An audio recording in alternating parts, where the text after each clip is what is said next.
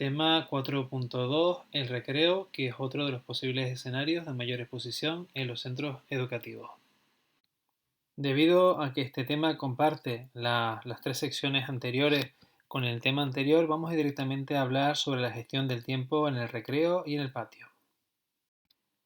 Para poder hacer una adecuada gestión del tiempo en el recreo y en el patio, para evitar esas aglomeraciones que se pueden producir o que se pueden recortar esas distancias de seguridad entre los grupos, el criterio general que se ha de prevalecer es que los grupos de convivencia estable no pueden coincidir en la misma hora y espacio con otros grupos o estudiantes y que deben de mantener la distancia de seguridad.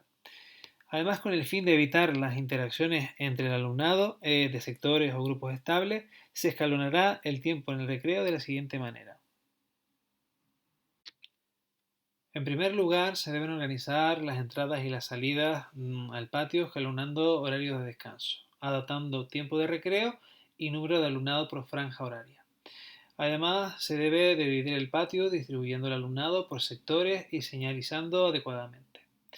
Aquí en esta diapositiva tenemos la hoja de control del recreo, en la cual se incluyen los distintos accesos de entradas y de salidas, los grupos que incluye cada horario de entrada y de salida, la zona del patio y, muy importante, el docente que va a ser responsable de ese grupo.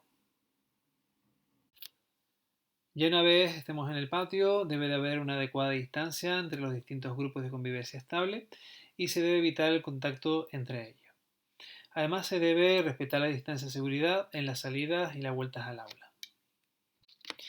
Se debe de evitar la circulación en doble sentido en los pasillos y escaleras o establecer preferencias de paso si la circulación no permite guardar la distancia de seguridad de al menos 1,5 metros. Y además se debe señalizar correctamente. Debajo tenemos algunas de las señales que se van a utilizar para ello. Además es importante que quede claro que tanto el personal como el alumnado a partir de 6 años tienen que llevar mascarilla, obligatoriamente.